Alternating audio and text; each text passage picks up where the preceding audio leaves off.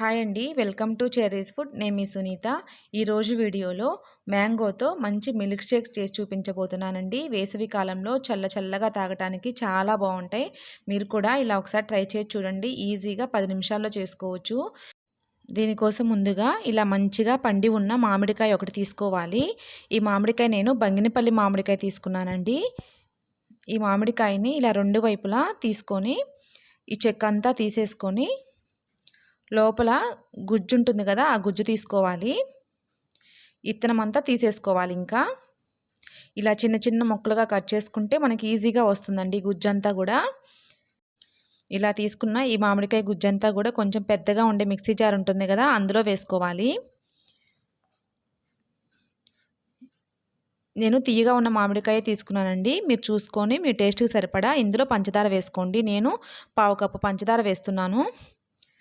ఇప్పుడు mixie jar మూత పెట్టుకొని మెత్తగా గ్రైండ్ చేసుకోవాలి. ఎక్కడా తొలకలు లేకుండా మెత్తగా గ్రైండ్ చేసుకోవాలి. ఇందులో 1/2 కప్పు వెనిలా ఐస్ క్రీమ్ ఉంటుంది కదా, అది వేసుకోవాలి.